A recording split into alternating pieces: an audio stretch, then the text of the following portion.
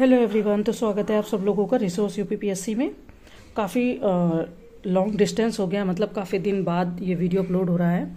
मैं थोड़ा सा बाहर चली गई थी और आपको पता है, मतलब काफ़ी सारे लोगों को पता है, आपको नहीं पता, पर्सनली मुझे नहीं पता कि उत्तराखंड पीसीएस का पेपर जुलाई में है। तो मैंने सोचा कि क्यों ना कुछ पेपर इसके सॉल्व कर लिए जाए। ये उत्तराखंड पीसीएस का पेपर है और उत्तराखंड पीसीएस का ज़्यादा कोई कोचिंग पेपर टेस्ट सीरीज निकालती नहीं। मैंने वहाँ पता किया तो मुझे ये जो ज्ञान है, स्टडी फॉर सिविल सर्विस ज्ञान करके, SCS जिसको शॉर्ट में बोलते हैं, उनके पेपर निकले हुए थे, तो मैं वही पेपर ले आई हूँ। GS तो सेम ही होगा ऑलमोस्ट, केवल उत्तराखंड का जो ज्योग्राफी वगैरह है वो वहाँ पे चेंज होगी। वहाँ का जो कल्चर है, जो कला संस्कृति है, क्योंकि हर स्टेट का अपना थोड़ा सा अलग रहता है, तो वो चीज़ें यहाँ पे आपको चेंज मिलेगी। तो टेस्ट पेपर फर्स्ट है, मुझे लग रहा है 20 से 22 टेस्ट है, तो मैं एक दिन में 2 टेस्ट अपलोड करने की कोशिश करूंगी। ये सेक्शनल है और ये 50 क्वेश्चन का पूरा पेपर दिया गया है, ठीक है। इसमें 50 क्वेश्चन रहेंगे, तो मुझे ज़्यादा इसका एक्सपीरियंस नहीं है, मैंने कभी इसका दिया भी नहीं है और पेपर भी नहीं देखा है। बट इस बार टेस्ट सीरीज देखते हैं और फिर जब पेपर होगा तो उसको भी देखेंगे, ठीक है।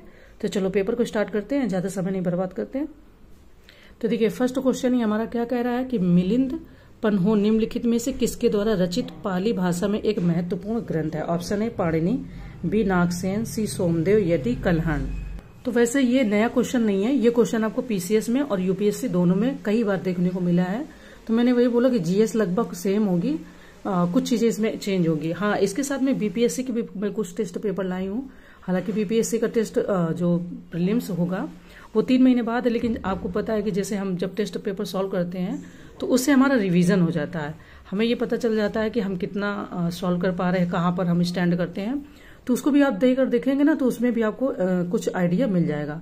बीपीएससी के लिए मुझसे कई लोगों ने कमेंट में बोला भी, तो मैंने पहले नहीं, बट इस बार मैंने ध्यान दिया तो मैं ले आई हूँ, ठीक है। फिलहाल चलो इन क्वेश्चन को पहले सॉल्व कर लेते हैं। तो यहाँ पर पूछा है कि जो मिलिंद पन्हो वो निम्नलिखित में से किसके द्वारा रचित पाली भाषा में एक महत्वपूर्ण ग्रंथ है। ऑप्शन है पाणिनि, बी नागसेन, सी सोमदेव, यदि कल्हण। तो मिलिंद पन्हो नागसेन द्वारा पाली भाषा में रचित महत्वपूर्ण ग्रंथ है। इसमें हिंद यमन शासक मिनांडर के विषय में सूचनाएं मिलती हैं। तो आंसर आपका क्या हो जाएगा, फर्स्ट का बी आंसर हो जाएगा, ठीक है। चलो आगे बढ़ते हैं। कह रहे हैं कि नीचे कुछ सिंधु घाटी सभ्यता के प्रमुख स्थल दिए गए हैं, इनमें से किस एक स्थान पर अन्नागार और रक्षा प्राचीर के साक्ष्य मिले हैं। ऑप्शन है लोथल, बी धौलावीरा, सी मोहनजोदड़ो, यदि राखीगढ़ी। अब ये क्वेश्चन आपका पीसीएस के लिए भी बहुत इंपॉर्टेंट है, ठीक है, क्योंकि इस तरीके के इसके क्वेश्चन खूब आते रहते हैं। बात करें अगर यहाँ पर हम, राखीगढ़ी हड़प्पा का एक प्रमुख पुरातात्विक स्थल है और ये वर्तमान में हरियाणा के हिसार जिले में स्थित है। इस स्थल से अन्नागार और रक्षा प्राचीर के साक्ष्य प्राप्त हुए हैं। तो डी ऑप्शन आपका हो जाएगा राखीगढ़ी, ठीक है। चलिए नेक्स्ट कह रहे हैं कि सूची फर्स्ट को सूची सेकंड से सुमेलित कीजिए तथा सूचियों के नीचे दिए गए कोड से सही उत्तर का चयन कीजिए। ये सूची फर्स्ट है, ये सूची सेकंड है। सूची फर्स्ट है नदियों के प्राचीन नाम, सूची सेकंड में नदियों के आधुनिक नाम। ऑप्शन है Kumu, B Satudri, C Vipasha and D सदनीरा।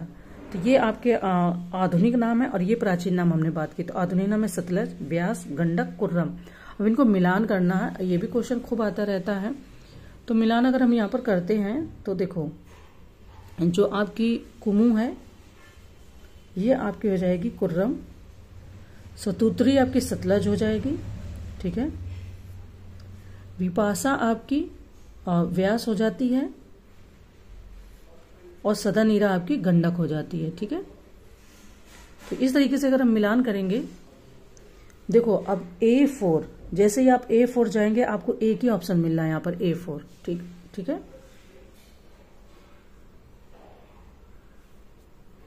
एक सेकेंड, देखो यही होना चाहिए A4, इधर से देखेंगे और इधर से देखें D4। तो आप किधर से मिलान करते हैं ये जरूर ध्यान रखना, इसमें इधर से करते हैं या इधर से, इसका ध्यान रखिएगा, ठीक है। हमारा आंसर क्या होगा, A4, B1, C सेकंड, ठीक है, एंड D3। तो इस तरीके से डी ऑप्शन हमारा सही हो जाएगा, ठीक है। नेक्स्ट कह रहे हैं कि भारत में शिलालेख का प्रचलन सर्वप्रथम किसने किया था। ऑप्शन है अशोक, बी पुष्यमित्र, सी समुद्रगुप्त, या डी विजयालय। तो शिलालेख मतलब जैसे देखो पत्थर होते हैं, जो पत्थर या स्टोन जिनको बोलते हैं, तो आपको पता है कि पहले जब ये कागज या बुक्स वगैरह नहीं होती थी तो लोग ना शिलालेख में अपनी मैसेज या अपने जो संदेश होते थे उनको उत्कीर्ण करवाते थे, यानी कि उनको उसमें लिखवाते थे। अब कोई ना कोई तो तरीका इंसान निकालेगा ही अपनी चीजों को कहने का, अगर कोई माध्यम उसे मिलता है किसी तरीके का। तो ये अगर बात की जाए कि भारत में शिलालेख का प्रचलन सर्वप्रथम किसने किया था, तो आंसर आपका हो जाएगा भारत में शिलालेख का प्रचलन सर्वप्रथम सम्राट अशोक ने किया। अशोक के अभिलेख राज्यादेश के रूप में, मतलब जो राज्य जो था उसमें जो आदेश के रूप में जारी किए गए थे, और वह पहला शासक था जिसने जनता को अभिलेखों के माध्यम से संबोधित किया, यानी जनता को अभिलेख के माध्यम से अपनी बातें बताई या कही या उनके बीच में अपनी बातों को प्रसारित किया। तो इस तरीके से हम समझ सकते हैं। तो आंसर ए हो जाएगा अशोक। ठीक है। नेक्स्ट कह रहे हैं कि प्राचीन इतिहास के संबंध में निम्नलिखित में से कौन से कथन या कथनों सही कथन या कथनों का चयन कीजिए। ठीक है। ऑप्शन है मातृ देवी एवं शिव की पूजा के अतिरिक्त सैंधव निवासी पशुओं, पक्षियों, वृक्षों आदि की उपासना करते थे। सेकंड, गुजरात में अहमदाबाद जिले में भोगवा नदी के तट पर स्थित लोथल की खोज सर्वप्रथम डॉक्टर SR राव ने की थी। थर्ड है गौतम बुद्ध के जीवन पर एडविन अर्नाल्ड ने लाइट ऑफ एशिया नामक काव्य पुस्तक की रचना की थी। तो ऑप्शन है केवल ए फर्स्ट, बी केवल सेकंड, सी केवल थर्ड, या डी उपर्युक्त में से सभी। यानी इनमें से कितने कथन सत्य हैं। 3 कथन दिए गए हैं, तीनों कथनों में से कौन से कथन सत्य हैं। तो फिलहाल यहाँ पर डी ऑप्शन सही है, यानी कि उपर्युक्त सभी कथन सत्य हैं। अब उपर्युक्त जब सभी कथन सत्य बता रहे तो यहाँ पर देखो आपके 3 क्वेश्चन तैयार हो गए। पहला, मातृ देवी एवं शिव की पूजा के अतिरिक्त सैंधव निवासी पशु, पक्षियों, वृक्षों आदि की उपासना करते थे, ये क्वेश्चन हो गया, पूछ सकते हैं। गुजरात में अहमदाबाद जिले में भोगवा नदी के तट पर स्थित लोथल की खोज सर्वप्रथम डॉक्टर SR राव ने की थी, ये भी आपको पता ही होगा, पढ़ा है तो। या फिर ये भी क्वेश्चन आ सकता है इस तरीके से। गौतम बुद्ध के जीवन पर एडविन अर्नाल्ड ने लाइट ऑफ एशिया नामक काव्य पुस्तक की रचना की थी, ये जो फैक्ट है इसका तो क्वेश्चन आ चुका है। ठीक है। चलो आगे बढ़ते हैं। नेक्स्ट है 6 नंबर क्वेश्चन, सिकंदर के प्रमुख सेना अधिकारियों में से सिकंदर का सहपाठी तथा उसका जल सेना अध्यक्ष कौन था। ऑप्शन है लियोनेट्स, बी नियार्कस, सी एब्रियस, या डी टॉलमी। 6 नंबर क्वेश्चन का आंसर क्या होना चाहिए। 6 नंबर क्वेश्चन कह रहा है कि जल सेना अध्यक्ष उसका सहपाठी कौन था। तो नियार्कस जो है वो उसका जल सेना अध्यक्ष और सहपाठी था। ठीक है। तो 6 नंबर क्वेश्चन का आंसर क्या हो जाएगा, बी सही हो जाएगा। नेक्स्ट क्वेश्चन कह रहे हैं स्कंदगुप्त के बारे में कि स्कंदगुप्त के संदर्भ में निम्नलिखित में से कौन सा कथन गलत है। अब यहाँ पर गलत है इसलिए ध्यान देना है। ऑप्शन ए, स्कंदगुप्त के शासनकाल में ही हूणों का पहला भारतीय आक्रमण हुआ तथा हूणों के नेता का नाम खुशनवाज था। ठीक है। सेकंड कह रहे हैं कि स्कंदगुप्त सर्वाधिक वर्षों तक शासन करने वाला गुप्त नरेश था जिसने कुल 40 वर्षों तक शासन किया या राज्य किया। ठीक है। ऑप्शन ए केवल फर्स्ट, बी केवल सेकंड, सी फर्स्ट और सेकंड दोनों, डी उपर्युक्त में से कोई नहीं। बात करते हैं तो इसमें से केवल सेकंड आपका सही है। कुमार गुप्त प्रथम सर्वाधिक वर्षों तक शासन करने वाला गुप्त नरेश था। इन्होंने यहाँ पर स्कंदगुप्त बोला है। स्कंदगुप्त की जगह अगर कुमार गुप्त होता तो आपका इसमें ऑप्शन ए भी सही होता। ठीक है। कुमार गुप्त ने ही और गुप्त नरेश था, उसने कुल 40 वर्षों तक राज्य किया या शासन किया। स्कंदगुप्त प्राचीन भारत के गुप्त साम्राज्य, तो कह रहे हैं कि स्कंदगुप्त प्राचीन भारत के गुप्त साम्राज्य का एक सम्राट था जिसने 455 ईस्वी से लेकर 467 ईस्वी तक शासन किया। उसके शासन के वक्त हूण जाति के लोगों ने गुप्त साम्राज्य के खिलाफ विद्रोह शुरू किया था। ठीक है। ये कह रहे हैं कि कौन सा गलत है, तो बी ऑप्शन आपका गलत है, क्योंकि इन्होंने बोला कि स्कंदगुप्त सर्वाधिक वर्षों तक शासन करने वाला गुप्त नरेश था, तो नहीं, यहाँ पर कुमार गुप्त हो जाएगा। ठीक है। चले आगे बढ़ते हैं। नेक्स्ट क्वेश्चन है सूची का। सूची फर्स्ट को सूची सेकंड से सुमिलित कीजिए तथा सूचियों के नीचे दिए गए कोड से सही उत्तर का चयन कीजिए। सूची फर्स्ट में मठ है, सूची सेकंड में अवस्थिति है। ऑप्शन है लिंगदम मठ, मैसूर कर्नाटक, बी नाम ड्रोलिंग मठ, गंगटोक सिक्किम, सी मिड्रालिंग मठ, धर्मशाला हिमाचल प्रदेश, एंड डी नामग्याल मठ, देहरादून उत्तराखंड। अब हमें इसमें से चयन करना, इनका सही आंसर बताना है। तो देखो अगर हम यहाँ पर मिलान करेंगे, लिंगदम मठ जो आपका है वो गंगटोक सिक्किम में स्थित है। ठीक है। कहाँ, A2 गंगटोक सिक्किम। नाम ड्रिलिंग मठ की बात करें तो ये आपका मैसूर कर्नाटक हो जाएगा। मिड्रालिंग मठ की बात करें तो ये देहरादून उत्तराखंड हो जाएगा, और नामग्याल मठ की बात करें तो धर्मशाला हिमाचल प्रदेश हो जाएगा। तो इस तरीके से जो आंसर सही हो जाएगा वो बी आपका सही हो जाएगा, A2, B1, C4, D3। ठीक है, चले आगे बढ़ते हैं। नेक्स्ट कह रहे हैं कि निम्नलिखित में से पल्लव वंश का अंतिम महत्वपूर्ण शासक कौन था? ऑप्शन है Singh Varma, B Mangalesh, C Singh Vishnu and D Aparajit Varman. ठीक है, तो पल्लव वंश का सबसे अंतिम और महत्वपूर्ण शासक कौन था? तो अपराजित वर्मन जो हो जाएगा ये आपका पल्लव वंश का अंतिम और महत्वपूर्ण शासक था। तो क्वेश्चन नंबर 9 का क्या आंसर हो जाएगा? तो डी। ठीक है, क्वेश्चन नंबर 9 का डी और 8 का बी। चलो आगे बढ़ते हैं। नेक्स्ट कह रहे हैं कि इनमें से किस वेद का उद्भव वायु से माना जाता है तथा किस मंडल में कृषि मंत्रों का उल्लेख हुआ? ऑप्शन है अथर्ववेद तथा तृतीय मंडल, बी ऋग्वेद तथा 9वां मंडल, सी यजुर्वेद तथा 4था मंडल, या डी सामवेद तथा दूसरा मंडल। बात करें तो यजुर्वेद तथा 4था मंडल है, उसमें आपके कृषि मंत्रों का भी उल्लेख हुआ है। तो क्या आंसर हो जाएगा इसका? सी हो जाएगा, यजुर्वेद तथा 4था मंडल। चलो आगे बढ़ते हैं। नेक्स्ट क्वेश्चन है कि निम्नलिखित में से सही कथन या कथनों का चयन कीजिए। ऑप्शन है पशुपत संप्रदाय शैव मत का सबसे प्राचीन संप्रदाय है जिसके संस्थापक लकुलीस थे। सेकंड, विष्णु भगवान का पहला उल्लेख अथर्ववेद में मिलता है लेकिन देव वृंद में इनका स्थान गौण नहीं था। थर्ड है दक्षिण भारत में चोल शासक शिव के अनन्य उपासक थे तथा चोल शासक राजराज प्रथम ने तंजौर में राजराजेश्वर मंदिर का निर्मित करवाया, निर्माण करवाया। तो ऑप्शन है केवल फर्स्ट, बी केवल फर्स्ट और थर्ड, सी केवल सेकेंड और थर्ड, या डी उपयुक्त में से सभी। तो अब ये 3 फैक्ट हैं, तीनों में से कौन सा सही है? तो केवल फर्स्ट और थर्ड आपका सही है। फर्स्ट और थर्ड विच मीन्स कि बी ऑप्शन आपका यहाँ पर सही है। भगवान विष्णु का पहला उल्लेख ऋग्वेद में मिलता है लेकिन देववृंद में इनका स्थान गौड़ था। इन्होंने बोला है कि गौड़ नहीं था, इसलिए सेकेंड आपका यहाँ पर गलत हो जाता है, फर्स्ट और थर्ड सही है। विच मीन्स कि दक्षिण भारत में चोल शासक शिव के अनन्य उपासक थे तथा चोल शासक राजराज प्रथम ने तंजौर में राजराजेश्वर मंदिर का निर्माण या निर्मित करवाया। ये क्वेश्चन को पूछा जाता है, कंफ्यूज करता है इसलिए। ठीक है, क्योंकि क्लोज आंसर इसके दे देते हैं। चलो आगे बढ़ते हैं। नेक्स्ट क्वेश्चन है कि अस्मक महाजनपद के संस्थापक का नाम बताइए तथा इस महाजनपद की प्राचीनतम राजधानी क्या थी? ऑप्शन है मूलक तथा प्रतिष्ठान, बी द्रिवोदास तथा बनारस, सी अंग तथा मालिनी, एंड डी वत्स तथा कौशाम्बी। तो बात करें तो मूलक तथा प्रतिष्ठान, ठीक है, अस्मक महाजनपद के संस्थापक का नाम बताइए तथा इस महाजनपद की प्राचीनतम राजधानी क्या थी?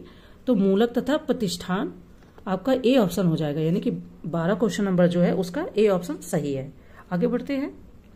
नेक्स्ट कह रहे हैं कि सारनाथ लेक काशी क्षेत्र पर निम्नलिखित में से किस शासक के अधिकार का सूचक है तथा धर्मपाल ने किस बौद्ध लेखक को संरक्षण दिया था? ऑप्शन है रामपाल तथा नागार्जुन, बी महिपाल प्रथम तथा हरिभद्र, सी धर्मपाल तथा वसुबंधु, एंड डी देवपाल तथा चंद्रगोमित।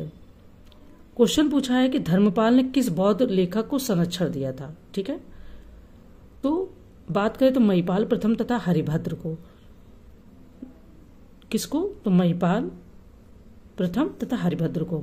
जब क्वेश्चन में खुद ही पूछा कि धर्मपाल ने किस बौद्ध लेखक को संरक्षण दिया था, तो वहां पे धर्मपाल फिर से तो मुश्किल है आना, है ना। तो जो 13 क्वेश्चन नंबर है उसका कौन सा आंसर सही हो जाएगा? तो बी ऑप्शन आपका यहाँ पर सही है। चलिए हम आगे बढ़ते हैं, नेक्स्ट क्वेश्चन देखते हैं। नेक्स्ट करें कि निम्नलिखित में से कौन सा युद्ध बाबर और राणा सांगा के बीच लड़ा गया तथा घाघरा के युद्ध में किसकी विजय हुई? ऑप्शन है खानवा का युद्ध तथा बाबर, बी हाइडस्पेस की लड़ाई और पोरस, सी घाघरा का युद्ध तथा Babur, and D Seleucid Maurya युद्ध और चंद्रगुप्त मौर्य। तो बात करें तो खानवा का युद्ध तथा बाबर, ठीक है, खानवा का युद्ध आपका 1527 ईस्वी में बाबर और राणा सांगा के मध्य लड़ा जाता है, जिसमें विजेता शायद बाबर ही रहता है। तो ऑप्शन ए सही हो जाएगा, खानवा का युद्ध तथा बाबर। ठीक है, तो आगे बढ़ते हैं। नेक्स्ट क्वेश्चन है कि ऋग्वैदिक कालीन शब्दावली एवं अर्थ के संबंध में निम्नलिखित में से कौन सा एक विकल्प सही नहीं है? ऑप्शन है अरित्री नाविक, बी लांगल हल, सी बेकनाट बढ़ई, एंड डी वाप्ती नाई। देखते हैं इसका क्या आंसर होना चाहिए। बेकनाट तो सूदखोर हो जाएगा और तक्षण बढ़ई हो जाएगा। तो सी ऑप्शन यहाँ पर कह रहे हैं कौन सा एक विकल्प सही नहीं है, क्योंकि सही नहीं पूछा है, तो बेकनाट। ठीक है, बेकनाट यहाँ पर नहीं होगा, बेकनाट का हो जाएगा सूदखोर और बढ़ई का हो जाएगा तक्षण। तो पीडीएफ से अच्छे से इसको देख लीजिएगा। अलग से थोड़े नाम है क्योंकि ये सब आपको पता है, तो इसके थोड़े ऋग्वैदिक कालीन या इनकी सभ्यता के जो नाम होते हैं वो थोड़े से अलग रहते हैं। ठीक है, चलो आगे बढ़ते हैं। कह रहे कि कश्मीर में सर्वप्रथम जजिया कर किसने लगाया था तथा शमसी वंश का अंतिम शासक कौन था? ऑप्शन है सिकंदर शाह तथा नसीरुद्दीन महमूद, बी मोहम्मद बिन कासिम तथा इलम खां, सी अहमद शाह तथा इल्तुतमिश, एंड डी फिरोज शाह तुगलक तथा आराम शाह या फिरोज तुगलक तथा आराम शाह। बात करें क्वेश्चन के आंसर की, कश्मीर में सर्वप्रथम जजिया का सिकंदर शाह ने लगाया था और कश्मीर का अकबर के नाम से विख्यात जैनुल अबादीन जो 1420 से 1470 ईस्वी में सर्वप्रथम कश्मीर में जजिया का निषेध यानी कि रोका था। ठीक है, तो आंसर क्या हो जाएगा आपका? हाँ, पूछा इन्होंने, तो आंसर हो जाएगा सिकंदर शाह तथा नसीरुद्दीन महमूद। ए ऑप्शन आपका सही हो जाएगा, यानी 16 नंबर क्वेश्चन का ए आंसर सही हो जाएगा। देखिए कह रहे हैं कि गंगा जल पीने वाला और होली मनाने वाला तुगलक वंश के पहले सुल्तान का नाम बताइए तथा बंगाल में फखरुद्दीन शाह का विद्रोह कब हुआ या फखरुद्दीन शाह का विद्रोह कब हुआ? तो ऑप्शन है अबू बकर शाह तथा 1341 ईस्वी, बी अकबर तथा 1336 ईस्वी, सी मोहम्मद बिन तुगलक तथा 1338 ईस्वी, या डी नसरुद्दीन महमूद तथा 1351 ईस्वी। अब हमें बताना इसमें से कौन सा सही आंसर होगा इसका।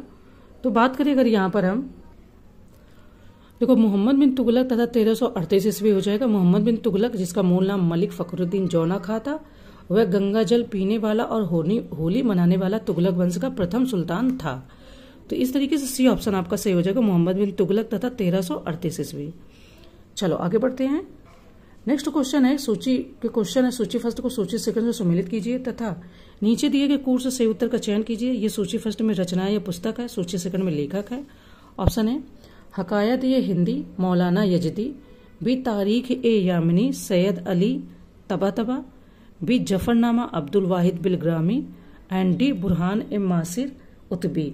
अब ये बहुत आते हैं क्वेश्चन, ये केवल उत्तराखंड में नहीं आते, ये पीसीएस में भी खूब आते हैं और मेरे ख्याल से बीपीएससी में भी जीएस तो आती ही होगी इसी तरीके से। तो बात करें अगर हकायत ए हिंदी की तो अब्दुल वाहिद बिलग्रामी हो जाएंगे। हकायत ए हिंदी की अगर बात करें तो अब्दुल वाहिद बिलग्रामी। तारीख ए यामिनी शायद यादी होगा, ये उतबी।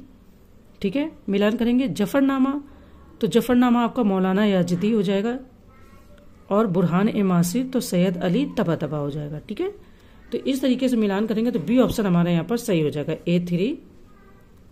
A3 और B4 C1 हाँ ये और डी सेकेंड हो जाएगा। चलो आगे बढ़ते हैं।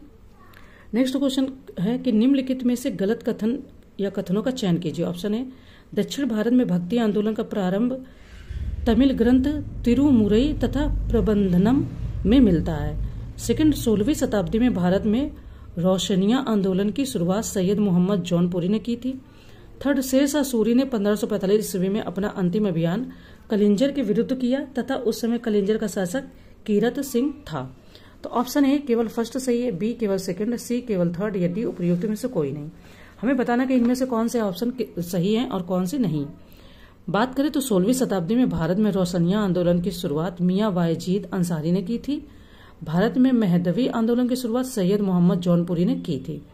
आंसर की बात करें तो केवल बी आपका फिलहाल यहाँ पर सही हो जाता है, फर्स्ट और थर्ड यहाँ पर सही नहीं है। ठीक है, चलिए आगे बढ़ते हैं। नेक्स्ट है कि नीचे कुछ मुगल कालीन मंत्री और उनसे संबंधित विभाग के नाम दिए गए हैं, उनमें से कौन सा एक विकल्प सही सुमेलित नहीं है। अब एक सही सुमेलित नहीं वो बताना। ऑप्शन है दीवान इस्तिहाक पेंशन विभाग, बी मजमू आदर हिसाब रखना उधार दिए गए धन का, सी बरीद ए मुमालिक दास विभाग, एंड डी सद्र उस सुदूर विभाग का प्रमुख धर्म विभाग एवं दान। अब इसमें हमें मिलान करना है कि कौन सा इसमें सही नहीं है, यानी कि हमें 3 पहले आने चाहिए तब जाके हम जो सही नहीं है उसका आंसर निकाल पाएंगे। बरीद ए मुमालिक की बात करें तो ये गुप्तचर विभाग का मतलब मेन होता था बरीद ए मुमालिक। ठीक है, अगर बात करें यहाँ पर मजमू आदर हिसाब रखने वाला दीवान ए बंदगान तो दास विभाग जो फिरोज शाह तुगलक के समय में बनाया गया था दीवान ए बंदगान, तो ये हो जाएगा दास विभाग। तो जो सही नहीं है वो सी आपका सही नहीं, बरीद ए मुमालिक तो इसमें 10 विभाग नहीं होगा। दीवान बंदगान को 10 विभाग कहते हैं और बरीद ममालिक को गुप्तचर विभाग कहते हैं। ठीक है, चलो आगे बढ़ते हैं। नेक्स्ट क्वेश्चन है कि संस्कृत विद्वान गोविंद भट्ट को उस शासक के युग का कालिदास कहा जाता था जिस शासक के सिक्कों पर धनुर्धारी राम और सीता की आकृति दर्शाई गई है। उस शासक का नाम बताइए। ऑप्शन है Akbar, B Jahangir, C Babur and D Aurangzeb. Sanskrit विद्वान गोविंद भट्ट को उस शासक के युग का कालिदास कहा जाता है। ठीक है, काफी इंपॉर्टेंट है। तो जिस शासक के सिक्कों पर धनुर्धारी राम और सीता की आकृति दर्शाई गई और उस शासक का नाम बताइए। तो आपका संस्कृत विद्वान गोविंद भट्ट को अकबर के युग का कालिदास या अकबरी कालिदास की उपाधि प्राप्त थी। अकबर के सिक्कों पर धनुर्धारी राम और सीता के चित्र मतलब कि बने थे, है ना, उनके चित्रों की आकृति दर्शाई गई थी। तो क्या हो जाएगा, अकबर हो जाएगा, ऑप्शन ए हो जाएगा। ठीक है, चलो आगे बढ़ते हैं। कह रहे हैं कि सिख धर्म से संबंधित गुरुमुखी लिपि का आविष्कारक किसे माना जाता है तथा नत्रय और टिक्कन महाभारत के किस अनुवादों के लिए विख्यात है। ऑप्शन है रामदास और फारसी, बी गुरु नानक और अरबी, सी हरगोविंद और उर्दू, या डी अंगद और तेलुगु। तो बात करें अगर यहाँ पर हम देखिए अंगद और तेलुगु, जो इसका आंसर हो जाएगा वो हो जाएगा अंगद और तेलुगु। ठीक है, चलिए 22 क्वेश्चन नंबर का डी ऑप्शन सही हो जाएगा। आगे बढ़ते हैं। नेक्स्ट क्वेश्चन कह रहे हैं कि इनमें से किस शासक को गुलरुखी के नाम से भी जाना जाता था तथा वर्ष 1527 में अमीर अली बरीद ने किस राज्य की स्थापना की। ऑप्शन है जलालुद्दीन तथा बीजापुर, बी सिकंदर लोदी तथा बीदर, सी बलबन तथा बरार एंड डी नसरुद्दीन मोहम्मद तथा गोलकुंडा। तो अब हमें बताना है यहाँ पर, तो बात करें तो सिकंदर लोदी तथा बीदर हो जाएगा, यानी कि सिकंदर लोदी तथा बीदर, बी ऑप्शन सही हो जाएगा। बीजापुर यूसुफ आदिल शाह हो जाएंगे 1489। ठीक है, बरार फतेह उल्लाह इमद शाह, गोलकुंडा कुतुब शाह। ठीक है, तो इस तरीके से और भी जो ऑप्शन है उनके आंसर दिए गए। हम बढ़ते हैं नेक्स्ट की ओर। नेक्स्ट क्वेश्चन है कि निम्नलिखित में से कौन सा विदेशी यात्री कृष्णदेव राय के शासनकाल में भारत आया था जिसने विजयनगर काल में प्रचलित सती प्रथा का विस्तृत वर्णन किया। ऑप्शन है निकोलो कॉन्टी, बी डेमिंगो पायस या डोमिंगो पायस बोलते हैं, सी बारबोसा एंड डी एथेनेसियस निकितन। तो बात करें तो बारबोसा हो जाएगा। बारबोसा पुर्तगीज यात्री था और कृष्णदेव राय के शासन काल में भारत आया। इसने विजयनगर काल में प्रचलित सती प्रथा का विस्तृत वर्णन किया। और डोमिंगो पायस पुर्तगीज यात्री था जो 1520 से 22 में कृष्णदेव राय के शासनकाल के समय भारत में आया था। फिलहाल आपका बारबोसा भी पुर्तगीज ही यात्री है। ठीक है, और डोमिंगो पायस भी पुर्तगीज यात्री है, याद रखना। चलिए नेक्स्ट देखते हैं। देखिए नेक्स्ट क्वेश्चन कह रहे हैं कि सर्वप्रथम तुर्कों ने भारत के किस शासक को हराया तथा फिरदौसी ने महमूद गजनवी के आदेश पर कौन सी रचना लिखी थी। ऑप्शन ए भीम प्रथम तथा किताब ए यामिनी, बी दाऊद तथा शाहनामा, सी राजा हरदत्त तथा हुमायूंनामा, या डी जयपाल तथा किताब ए हिंद। तो यहाँ पे तुर्कों के विषय में बात हो रही है। तो कह रहे हैं कि दाऊद तथा शाहनामा। फिरदौसी एक इतिहासकार था जिसने फारसी में पद्य में 1000 छंदों वाली शाहनामा महमूद गजनवी के आदेश पर लिखी थी और उसे फारसी का होमर कहा जाता था। तो बी ऑप्शन आपका हो जाएगा दाऊद तथा शाहनामा। ओके, चलो आगे बढ़ते हैं। क्वेश्चन नंबर 26 है हमारा कि वर्ष 1690 ईस्वी में नादौन के युद्ध में पहाड़ी सेना की तरफ से सिख धर्म के कौन से गुरु ने मुगल सेना का मुकाबला किया जिसमें उनकी विजयी हुई। ऑप्शन है गुरु तेग बहादुर, बी गुरु हरकिशन, सी गुरु गोविंद सिंह, या डी गुरु अर्जन देव। ठीक है, तो बात करें अगर क्वेश्चन नंबर 26 की, तो गुरु गोविंद सिंह सिखों के 10वें एवं अंतिम गुरु थे। इस युद्ध में पहाड़ी सेना की तरफ से गोविंद सिंह ने मुगल सेना का मुकाबला किया था। तो आपका आंसर क्या होगा, सी गुरु गोविंद सिंह। चलो आगे बढ़ते हैं। नेक्स्ट कह रहे हैं कि निम्नलिखित में से गलत कथन या कथनों का चयन कीजिए। ऑप्शन फर्स्ट, अकबर के दरबार में आने से पहले तानसेन शेर शाह सूरी के पुत्र दौलत खां के दरबार में गायक थे। ऑप्शन सेकेंड, मुगल शासक शाहजहां ने बनारस के संस्कृत और हिंदी के महान विद्वान कवींद्र आचार्य सरस्वती को राजकीय संरक्षण प्रदान किया था। थर्ड है कि बिहारी मल पहला राजपूत राजा था जिसने स्वेच्छा से अकबर की अधीनता स्वीकार की थी। तो ऑप्शन ए पूछ रहे कि कौन सा सत्य है। ऑप्शन ए केवल फर्स्ट, बी केवल सेकंड, सी फर्स्ट तथा थर्ड या डी उपर्युक्त में से कोई नहीं। तो बात करें तो ग्वालियर से संगीत का ककहरा सीखने के बाद तानसेन ने वृंदावन में संगीत की उच्च शिक्षा ली। इसके पश्चात शेरशाह सूरी के पुत्र दौलत खां और फिर बांधवगढ़ रीवा के राजा रामचंद्र के दरबार के मुख्य गायक बने। यहाँ से सम्राट अकबर ने उन्हें आगरा बुलाकर अपने 9 रत्नों में शामिल कर लिया। तो आंसर की बात करें तो केवल फर्स्ट ऑप्शन आपका यहाँ पर सही हो जाएगा कि ऑप्शन ए 27 क्वेश्चन नंबर का ऑप्शन ए सही है। चलिए आगे बढ़ते हैं। कह रहे हैं कि सूची फर्स्ट को सूची सेकंड से सुमेलित कीजिए तथा सूचियों के नीचे दिए गए कोड से सही उत्तर का चयन कीजिए। ऑप्शन फर्स्ट, ये सूची फर्स्ट है और ये सूची सेकंड है। Option first, Malik Sanjar Ayodhya, B Sheikh Nasiruddin Chirag Devaraya प्रथम, C Niccolo Conti Alauddin Khilji and D Hazar Situn अल्प खां। तो अब हमको इनको मिलान करना और बताना है कि इनमें से कौन सा कोड सही होगा। मलिक संजर की बात करें तो ये अल्प खां की उपाधि इनको प्रदान की गई थी, मलिक संजर, तो अल्प खां यानी कि ए का 4। अब यहाँ पर वैसे तो कूट में A4 2 जगह दिया है, तो हमें और पहले इसका आंसर पता हो निकालना पड़ेगा कूट से। शेख नसीरुद्दीन चिराग की बात करें तो ये अयोध्या इनका जन्म स्थान है, ठीक है, क्या है तो अयोध्या जन्म स्थान। निकोलो कॉन्टी, तो निकोलो कॉन्टी 15वीं सदी में देवराय प्रथम के समय आया था। और हजार सितूर, तो ये हो गए अलाउद्दीन खिलजी, ठीक है, हजार सितूर स्तंभ अलाउद्दीन खिलजी। तो इस तरीके से आपका यहाँ पर जो आंसर बनेगा वो A4 B1 C2 and D3। तो सी ऑप्शन हमारा यहाँ पर सही हो जाता है, ठीक है। आगे बढ़ते हैं। ओके, चलो बढ़े आगे। नेक्स्ट करें कि मोहम्मद गौरी के समय किस नाम के सिक्के का प्रचलन था तथा सर्वप्रथम सिक्कों पर कलमा किसने खुदवाया था। ऑप्शन है अदली तथा इल्तुतमिश, बी अदा तथा बलबन, सी बिख तथा फिरोज शाह तुगलक एंड डी दिहली तथा मोहम्मद बिन तुगलक। तो बात करें तो इल्तुतमिश ने चांदी का टंका, बलबन चांदी का सिक्का जारी किया, फिरोज शाह तुगलक अदा एवं बिख नामक सिक्के जारी किए और मोहम्मद बिन तुगलक अदली नामक कांसे का सिक्का जारी किया। कुछ विद्वानों ने इस सिक्के को टोकन करेंसी का नाम दिया था और सर्वप्रथम सिक्के पर कलमा भी खुदवाया गया था। तो आंसर आपका हो जाएगा 29 का डी दिहली तथा मोहम्मद बिन तुगलक, ठीक है। इन्होंने पहले कलमा जिसने खुदवाया वो थे दिहली तथा मोहम्मद बिन तुगलक। चलो आगे बढ़ते हैं। नेक्स्ट क्वेश्चन है कि ईश्वरीय ज्ञान की प्राप्ति हेतु उन्मुख होना निम्नलिखित में से किस शब्द का अर्थ है तथा जौहर आफ्तावची द्वारा फारसी भाषा में लिखी साहित्य का नाम बताइए। ऑप्शन है मारिफत तथा तजकिरात उल वाक्यात, बी रिजा तथा अकबरनामा, सी मसनवी तथा तारीख ए रसीदी, डी फना तथा शाहजहां नामा। तो अब हमें बात करना है कि ईश्वरीय ज्ञान की प्राप्ति हेतु उन्मुख होना निम्नलिखित में से किस शब्द का अर्थ है, ये हमें बताना है।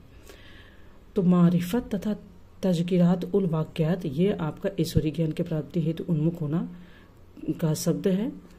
तो आंसर की बात करेंगे तो ए हो जाएगा मारिफत तथा तजकिरात उल वाक्यात। ये थोड़ा सा फारसी और उर्दू को मिलाकर शब्द हैं, तो इनको बोलने में आपको अजीब लगेगा। इसके और भी ऑप्शन दिए गए हैं। रिजा का मतलब होता है आत्मसमर्पण तथा अकबरनामा अबुल फजल, मसनवी वर्णात्मक कविताएं तथा तारीख रसीदी मिर्जा हैदर दुगलत, फना विलीन एकाकार हो जाना तथा शाहजहांनामा इनायत खान, ठीक है। तो इस तरीके से आपको इनके बारे में भी सारी जानकारी मिल जाएगी। हम बढ़ते नेक्स्ट क्वेश्चन की ओर। कह रहे हैं कि नीचे कुछ आधुनिक भारत से संबंधित महत्वपूर्ण संस्थाएं, उनके स्थापना वर्ष एवं संस्थापक दिए गए, इनमें से कौन सा एक विकल्प सही नहीं है। अब ध्यान देना है। अच्छा, एक बात और याद रखना, आप में से अगर कोई बीपीएससी की भी तैयारी कर रहे हैं तो कमेंट में बताइएगा कि बीपीएससी का पेपर भी इसके पैरेलल में चला दें या फिर केवल हम अभी उत्तराखंड को ही देखें, ठीक है। चलो, तो ऑप्शन ए हम देखते हैं इस क्वेश्चन का, Hindu Mahasabha 1915 Madan Mohan Malviya, B Sharada Sadan 1924 BR Ambedkar, C East Indian Association 1866 Dadabhai Naoroji and D Asiatic Society 1784 William Jones. इनमें से आप कौन सी एक संस्था गलत सुमिलित तो वो बताना। तो बात करें शारदा सदन की 1924, तो इसको BR अम्बेडकर, ठीक है, दिया गया है। शारदा सदन 1889 पंडिता रमाबाई, बहिष्कृत हितकारिणी सभा 1924 BR अम्बेडकर। BR अम्बेडकर ने बहिष्कृत हितकारिणी सभा की स्थापना की थी, ना कि शारदा सदन की। शारदा सदन की किसने की थी तो पंडिता रमाबाई ने, ठीक है। किसने? पंडिता रमाबाई ने। ये हम उसमें मॉडर्न हिस्ट्री में पढ़ते ही रहते हैं, तो आपको खुद ही याद आ गया होगा। लेकिन ये है कि हाँ फैक्ट इतने हैं तो नहीं भी याद हो सकता है कभी कभी। तो बी ऑप्शन यहाँ पर फिलहाल सही सुमेलित नहीं है। चलो आगे बढ़ते हैं। कह रहे हैं नेक्स्ट में कि क्रांति की तलवार में धार वैचारिक पत्थर पर रगड़ने से ही आती है, यह कथन निम्नलिखित में से किसने कहा था? Option A PJ Abdul Kalam, B Vinoba Bhave, C Chandrashekhar Azad and D Bhagat Singh. आपको पता है कि ऐसे वाक्य कौन कह सकता है ना, जिनके खून मतलब गर्म तो सबके थे बट जिनके बहुत उबाल मार रहे थे। आंसर की बात करें तो डी हो जाएगा भगत सिंह। भगत सिंह ने कहा था कि क्रांति के तलवार में धार वैचारिक पत्थर पर रगड़ने से ही आती है। और ऐसे कथन और कारण के क्वेश्चन या ऐसे कथन के क्वेश्चन तो आते रहते हैं। ठीक है, चलिए आगे देखते हैं। नेक्स्ट है कि गलत कथन या कथनों का चयन कीजिए। ऑप्शन फर्स्ट, स्पेन के निवासी कोलंबस ने 1494 ईस्वी में उत्तमांशा अंतरीप द्वीप का चक्कर लगाते हुए भारत तक पहुंचने में सफलता पाई। सेकेंड है, बंगाल, बिहार, उड़ीसा और कोरोमंडल समुद्र तट की सभी बस्तियां 1658 ईस्वी में फोर्ट सेंट जॉर्ज के अधीन कर दी गई थी। एंड थर्ड है कि हेक्टर नामक पहला अंग्रेजी जहाज रॉबर्ट क्लाइव के नेतृत्व में भारत आया जो सूरत बंदरगाह पर पहुंचा। तो ऑप्शन पूछ रहे कि ऑप्शन ए केवल फर्स्ट, बी केवल फर्स्ट और सेकेंड, सी केवल फर्स्ट और थर्ड, या डी उपयुक्त सभी। कौन सा गलत, इनमें से कौन से कथन गलत हैं उनका हमें चयन करना है। तो बात करें अगर यहाँ पर हम क्वेश्चन की, ठीक है, तो देखो 1498 ईस्वी में पुर्तगाली वास्को डिगामा ने चक्कर लगाया था और भारत आया था। ठीक है, उत्तमांशा अंतर्द्वीप का चक्कर लगाते हुए भारत तक पहुंचने में सफलता प्राप्त की थी। तो यहाँ पे कोलंबस नहीं हुआ, कोलंबस भी पहुंचा था लेकिन कहाँ पहुंचा था ये पता है आप सब लोगों को, इसलिए वो कंफ्यूज करने के लिए ये क्वेश्चन में आंसर को क्लोज रहता है तो डाल देते हैं। ठीक है, कोलंबस ने भारत पहुंचने का मार्ग वास्को डिगामा ने उत्तमांशा अंतरीप का चक्कर काटकर भारत तक पहुंचने में सफलता पाई। और 1492 ईस्वी में स्पेन के निवासी कोलंबस ने भारत पहुंचने का मार्ग ढूंढते हुए अमेरिका को खोज निकाला था, है ना। 1608 में हेक्टर नामक पहला अंग्रेजी जहाज कैप्टन हॉकिंस के नेतृत्व में भारत में आया।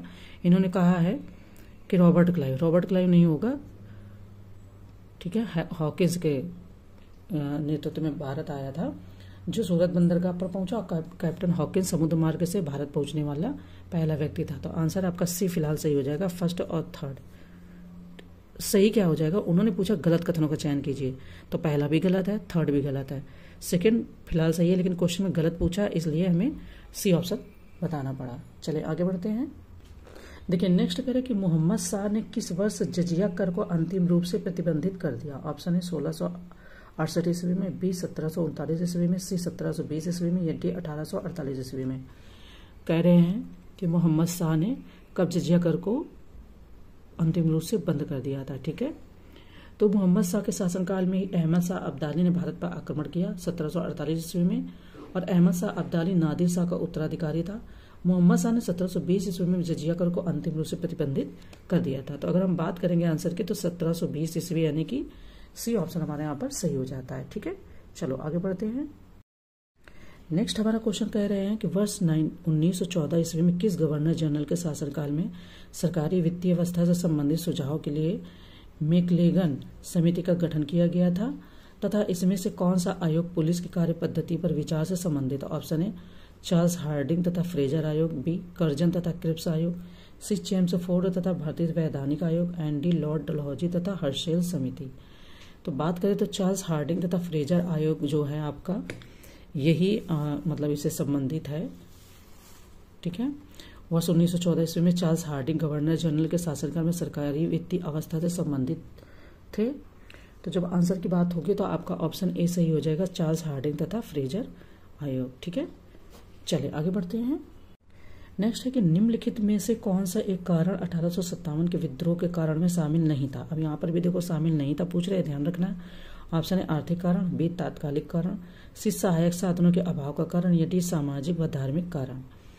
तो बात करें अगर हम 1857 रिवोल्ट के बारे में, तो सहायक साधनों के अभाव का कारण, ठीक है, 1857 के विद्रोह की असफलता का कारण था। सही बात है, साधन कम थे, चीजें मतलब खबरें जो है चीजें पहुंच नहीं पा रही थी टाइम टू टाइम, तो लोगों में उसकी जो लव थी वो बीच बीच में ठंडी हो जा रही थी, है ना। तो वही, चले आगे बढ़ते हैं। नेक्स्ट कह रहे कि सुभाष चंद्र बोस ने कांग्रेस अध्यक्ष पद से इस्तीफा कब दिया तथा उन्हें देश नायक उपाधि किसने दी? ऑप्शन है 29 अप्रैल 39 यानी 1939 तथा रविंद्रनाथ टैगोर। बी 22 जून 1939 तथा महात्मा गांधी। सी 3 मई 1939 तथा एडोल्फ हिटलर। या डी 22 जून 1940 तथा जवाहरलाल नेहरू। तो बात करें तो ए ऑप्शन आपका हो जाएगा 29 अप्रैल 1939 तथा रविंद्रनाथ टैगोर। रविंद्रनाथ टैगोर ने ही उन्हें देश नायक की उपाधि दी थी। ठीक है, देखिए नेक्स्ट कह रहे हैं कि सूचियां दी गई हैं। यहाँ पर कह रहे हैं सूची फर्स्ट को सूची सेकंड से सुमेलित कीजिए तथा सूचियों के नीचे दिए गए कोड से सही उत्तर का चयन कीजिए। ये सूची में नेता हैं और ये उनके स्मारक है। बात करें महात्मा गांधी एकता स्थल। बी शंकर दयाल शर्मा राजघाट। सी लाल बहादुर शास्त्री कर्मभूमि। एंड डी ज्ञानी जैल सिंह विजय घाट। अब हमें इनको मिलान करना है, तो अगर हम मिलान करेंगे इस तरीके से महात्मा गांधी, तो यह आपका राजघाट नॉर्मली सबको पता है। महात्मा गांधी जी की जो वो है कहाँ पर बनी हुई है, तो राजघाट में। ठीक है, अगर बात करें भाई शंकर दयाल शर्मा की, तो ये कर्मभूमि हो जाएगा, शंकर दयाल शर्मा कर्मभूमि से। ठीक है, लाल बहादुर शास्त्री की बात करें तो विजय घाट से, और अगर ज्ञानी जैल सिंह की बात की जाए तो ये हो जाएगा आपका एकता स्थल से। ठीक है, तो इस तरीके से अगर हम मिलान करते हैं कोड का, तो देखो डी 1 है। अब यहाँ पर D1 आपका 2 जगह दिया गया है। तो बात करें तो A second B3 C4 and D1। D option हमारा यहाँ पर फिलहाल सही हो जाता है। ठीक है, चलो आगे बढ़ते हैं। नेक्स्ट कह रहे हैं कि निम्नलिखित में से कौन सी एक घटना मार्च 1947 के बाद से संबंधित। ऑप्शन है ब्रिटिश कैबिनेट ने अपना 3 सदस्यीय मिशन दिल्ली भेजा। बी ऑप्शन है अंग्रेज भारत छोड़कर जाने लगे। सी मुस्लिम लीग संविधान सभा को भंग करने की मांग की। And D Congress high command Punjab को मुस्लिम बहुल और हिंदू सिख बहुल हिस्सों में बांटने के पक्ष में फैसला था। तो यहाँ पर कौन सा 1947 यानी मार्च 1947 के बाद से संबंधित। अब यहाँ पे फैक्ट देखो बहुत याद होने चाहिए, तो फिर हम ये तुरंत निकाल ले जाएंगे, बहुत कठिन नहीं है। जब फैक्ट याद नहीं है तो फिर ये कठिन है। तो अगर बात करें तो आपका आंसर हो जाएगा कि अंग्रेज भारत छोड़कर जाने लगे। ब्रिटिश कैबिनेट ने अपना 3 सदस्यीय जो मिशन दिल्ली भेजा था वो मार्च 1946 को भेजा था, मार्च से जून के बीच में। कांग्रेस हाईकमान पंजाब को मुस्लिम बहुल तथा हिंदू सिख हिस्सों में बांटने के पक्ष में फैसला मार्च 1947। अब ये मार्च के बाद की बात कह रहे हैं। मुस्लिम लीग संविधान सभा को भंग करने की मांग करती है 29 जनवरी 1947 को। तो बी ऑप्शन हो जाएगा कि अंग्रेज भारत छोड़कर जाने लगे। ठीक है, चले आगे बढ़ते हैं। नेक्स्ट है कि निम्नलिखित में से किस घटना के तुरंत बाद ने असहयोग आंदोलन को समाप्त करने की घोषणा की। ऑप्शन है होम रूल लीग आंदोलन। बी चौरी चौरा कांड। सी खिलाफत आंदोलन। या डी हार्डिंग बम कांड। आपको पता है कि गांधी जी ने फिर अपना आंदोलन वापस ले लिया था, आहत हुए थे। तो कौन सी घटना से आहत हुए थे, तो जो आपकी चौरी चौरा कांड हुआ था, या चौरी चौरा आप कांड उसको नहीं बोलते हैं, तो उस हिंसा के सख्त खिलाफ थे गांधी जी। और जब ये घटना घटित होती तो इसी के परिणाम स्वरूप 12 फरवरी 1922 को राष्ट्रीय स्तर पर असहयोग आंदोलन को रोक दिया गया और गांधी जी ने असहयोग आंदोलन को समाप्त करने की घोषणा भी की थी। तो बी ऑप्शन आपका ये फिलहाल हो जाता है आंसर इसका सही। ठीक है, चले आगे बढ़ते 41 क्वेश्चन देखते हैं। कह रहे हैं कि किस वायसराय के शासनकाल में इलाहाबाद विश्वविद्यालय की स्थापना हुई तथा बक्सर के युद्ध के समय दिल्ली का शासक कौन था। ऑप्शन है लॉर्ड डफरिन तथा शाह आलम द्वितीय। बी लॉर्ड कर्जन तथा हैदर अली। सी लॉर्ड चेम्सफोर्ड तथा टीपू सुल्तान। या डी लॉर्ड रिपन तथा मीर जाफर। तो किस वायसराय के शासनकाल में इलाहाबाद विश्वविद्यालय की स्थापना हुई, बात करें अगर यहाँ पर हम, तो लॉर्ड डफरिन तथा शाह आलम द्वितीय। ठीक है, क्या हो जाएगा लॉर्ड डफरिन तथा शाह आलम द्वितीय, विच मीन्स कि ए ऑप्शन सही हो जाएगा। नेक्स्ट कह रहे हैं कि शाह दौला दरियाए निम्नलिखित में से किस संप्रदाय से संबंधित था और किस आंदोलन की शुरुआत 1920 के दशक में ईवी रामास्वामी नायकर एवं बालाजी नायडू ने की थी। ऑप्शन है नक्शबंदिया और इजहावा आंदोलन। बी चिश्तिया और जस्टिस आंदोलन। सी कादिरिया और नायर आंदोलन। या डी सूरा वर्दिया और आत्मसम्मान आंदोलन। तो बात करें तो सूरा वर्दिया और आत्मसम्मान आंदोलन जो है ये आपका इसका सही आंसर हो जाएगा कि इसमें शाह दौला दरियाई ने संबंधित था संप्रदाय से और ईवी रामास्वामी नायकर एवं बालाजी नायडू ने की थी। किसकी, तो आत्मसम्मान आंदोलन। चले आगे बढ़ते हैं। नेक्स्ट कह रहे हैं कि नीचे कुछ पुस्तक और उनके लेखक के नाम दिए गए, इसमें से कौन सा एक जोड़ा सही सुमेलित नहीं है। अब यहाँ पर जो सही सुमेलित नहीं है वो बताना। ऑप्शन है death in Banaras Jonathan Perry. B Bhranti Vilas Bankim Chandra Chatterjee, सी जाति मीमांसा श्री नारायण गुरु, एंड डी चंपारण में महात्मा गांधी राजेंद्र प्रसाद। अब इसमें से कौन सा सही सुमेलित नहीं है वो हमें फिलहाल बताना है। तो भ्रांति विलासा की बात करें तो ये आपका ईश्वरचंद्र विद्यासागर हो जाएंगे, जो भ्रांति विलासा है, ठीक है। अब बंग दर्शन बंकिम चंद्र चटर्जी हो जाएंगे, ठीक है। तो बी ऑप्शन यहाँ पर आपका जो सही सुमेलित नहीं है। आगे बढ़ते हैं। नेक्स्ट क्वेश्चन है हमारा कि संवाद प्रभाकर पत्रिका का संपादन किसने किया तथा शारदा सदन संस्था किससे संबंधित है। ऑप्शन है उमेश चंद्र दत्ता तथा महर्षि डी के कर्वे, बी शिव प्रसाद गुप्त तथा जी के देवधर, सी ईश्वरचंद्र गुप्ता तथा पंडिता रमाबाई, एंड डी मुजफ्फर अहमद तथा श्रीमती रमाबाई रानाडे। तो बात की जाए तो इसकी जो संवाद प्रभाकर पत्रिका का संपादन की बात करें और शारदा सदन की, तो ईश्वरचंद्र गुप्त तथा पंडिता रमाबाई हो जाएगा, विच मीन्स कि सी ऑप्शन हमारे यहाँ पर सही हो जाता है। इसी कड़ी में हम आगे बढ़ते हैं और नेक्स्ट क्वेश्चन देखते हैं। नेक्स्ट हमारी कुछ घटनाएं दी गई हैं, कह रहे हैं कि नीचे कुछ घटनाएं दी गई हैं, उन्हें आरोही क्रम में व्यवस्थित कीजिए तथा सही कोड का चयन कीजिए। ऑप्शन फर्स्ट खिलाफत आंदोलन, बी सेकेंड मोपला विद्रोह, थर्ड रणजीत सिंह और अंग्रेजों के बीच अमृतसर की संधि, एंड फोर्थ रामकृष्ण मिशन की स्थापना। तो कूट है हमारा ये दिया गया है। अब हमको यहाँ पे पहले मिलान करना है। रणजीत सिंह और अंग्रेजों के बीच अमृतसर की संधि की बात करें तो 1809 ईस्वी हो जाएगी।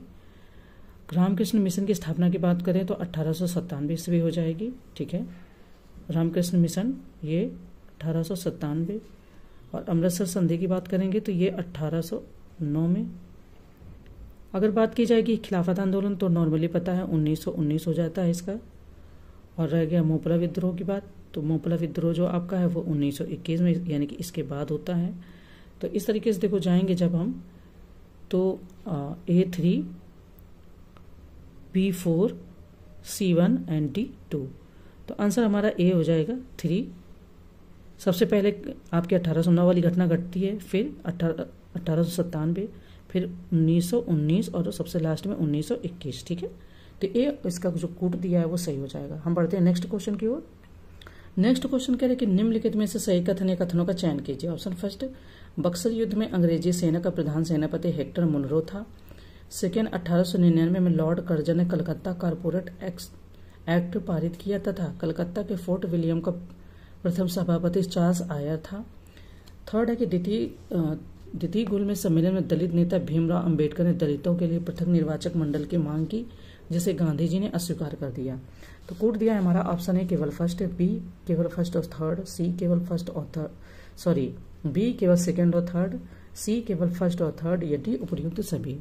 अब हमें बताने हैं कि इसमें से कौन सा सही है। तो डी ऑप्शन आपका सही हो जाएगा, यानी कि उपर्युक्त सभी सही है, ठीक है। नेक्स्ट क्वेश्चन कह रहे हैं कि साइमन कमीशन की नियुक्ति ब्रिटिश प्रधानमंत्री ने सर जॉन साइमन के नेतृत्व में की थी। इस कमीशन में कितने सदस्य थे। ऑप्शन है 5, बी 7, सी 9, या डी 11। तो आंसर की बात करेंगे तो साइमन कमीशन में 7 सदस्य थे, जो सभी ब्रिटेन की संसद के मनोनीत सदस्य थे, और यही कारण था कि इसे श्वेत कमीशन कहा गया। तो बी ऑप्शन हो जाएगा 7, ठीक है। आगे बढ़ते हैं। नेक्स्ट क्वेश्चन कि जलियांवाला बाग हत्याकांड की जांच के लिए किस मंत्री ने आदेश दिया था कि इस मामले की जांच के लिए एक जांच समिति बनाई जाए। ऑप्शन है lord William Hunter, B Edwin Montagu, C sir Stafford Cripps, and D lord Chelmsford. तो बात करें अगर यहाँ पर तो जो भारत के विदेश मंत्री एडविन मॉन्टेग्यू ने आदेश दिया कि जलियांवाला जो आपका कांड हुआ था, इस मामले की जांच के लिए एक जांच समिति बनाई जाए। इसलिए 14 अक्टूबर 1919 को भारत सरकार ने हत्या जांच समिति के गठन की घोषणा की, जिसे और अधिक व्यापक रूप से और विभिन्न रूप से हंटर कमेटी आयोग के नाम से भी जाना जाने लगा, जिसका अध्यक्ष लॉर्ड विलियम हंटर था। इसलिए इसको हंटर कमीशन भी बोला जाता है, ठीक है। तो आंसर की बात करें अगर यहाँ पर हम तो बी हो जाएगा एडविन मॉन्टेग्यू। आगे बढ़ते हैं। नेक्स्ट फिलहाल क्वेश्चन कह रहा है कि सूची फर्स्ट को सूची से कैसे सुमेलित कीजिए तथा नीचे दिए गए कूट से सही उत्तर का चयन कीजिए। ये लोकप्रिय नाम है और ये सूची सेकंड में उनके वास्तविक नाम है। ऑप्शन है Munshi Premchand, Satyanarayan Raju, B Ramakrishna Paramhans, Balaji Janardan Bhanu, C Nana Phadnavis, Gadadhar Chattopadhyay, and D सत्य साईं बाबा धनपत राय। तो अगर मिलान करेंगे तो मुंशी प्रेमचंद आपका नाम हो जाएगा इनका धनपत राय। इनका पहला वास्तविक नाम क्या था, धनपत राय ही था, ठीक है। रामकृष्ण परमहंस की बात करेंगे तो गदाधर चट्टोपाध्याय हो जाएंगे। नाना फडणवीस जी की बात की जाएगी यहाँ पर तो ये बालाजी जनार्दन, ठीक है। और सत्य साईं बाबा तो सत्यनारायण राजू हो जाएगा। तो इस तरीके से मिलान करोगे तो आपका ऑप्शन यहाँ पे कोट ए आ रहा है। ठीक है, नीचे कह रहे हैं कुछ व्यक्ति और उनके उपनाम दिए गए हैं, इनमें से कौन सा एक जोड़ा सही सुमिलित नहीं है। अब यहाँ पर सही सुमिलित नहीं है वो बताना है। ऑप्शन है Chittaranjan Das Deshbandhu, B doctor Rajendra Prasad Ajatshatru, C Sheikh Abdullah Badshah Khan and D C Rajagopalachari Rajaji. तो शेख अब्दुल्ला की बात करें तो इन्हें शेर ए कश्मीर कहा जाता है। ठीक है, शेख अब्दुल्ला। खान अब्दुल गफ्फार खान को सीमांत गांधी बहादुर खान कहा जाता है। तो सी ऑप्शन हो जाएगा शेख अब्दुल्ला। 50 नंबर क्वेश्चन थे, पहली टेस्ट सीरीज है और ये उत्तराखंड पीसीएस की है। अब इसके बाद हम सेकंड पेपर को देखेंगे। तो कैसा रहा टेस्ट जरूर अपना बताइएगा और इसके बाद में बीपीएससी बीसी के साथ चलेगा। ठीक है, चलो मिलते हैं नेक्स्ट वीडियो में। Thank you.